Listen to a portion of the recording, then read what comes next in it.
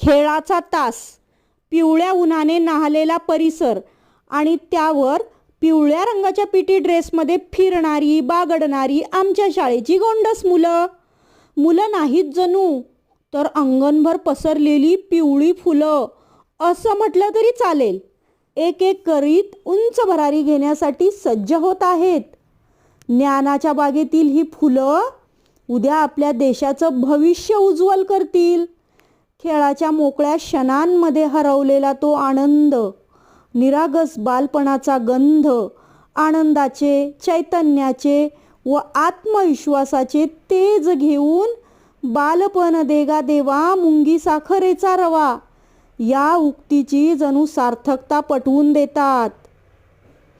तुकोबारायांनी म्हटले आहे, लहानपण देगा देवा मुंगी साखरेचा रवा, ऐरावत रत्न थोर त्यासी अंकुशाचा मार, जया अंगी मोठेपणा तया यातना कठीण, तुका म्हणे बरे जाण व्हावे लहानाहून लहान. महापुरे झाडे जाती तिथे लव्हाळे वाचती असे का म्हटले आहे ते या खेळाच्या मैदानावर आल्यावरच कळतं. कवायतीचे तालबद्ध चरण संपले आणि मग मैदान खुलं झालं मुक्त खेळासाठी. साऱ्या अंगणात हसूच हसू.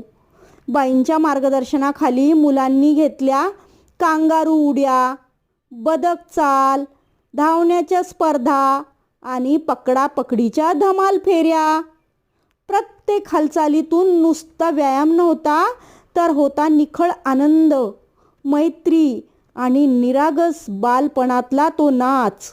जणू त्या मैदानावर फक्त खेळ नव्हता चाललेला, तर चाललं होतं बालपणाचं एक गोड पर्व, जिथे हसण्याचा आवाज देशातल्या भविष्याचं गूज दडलेलं होतं.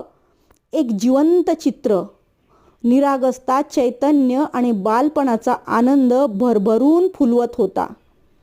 सायली आणि खुशी तर हसता हसता पकडापकडीत एवढ्या रंगल्या की जणू त्या खेळाच्या एका एका पावलातून एक एक गोंडस स्वप्न वास्तवात उतरवत होत्या.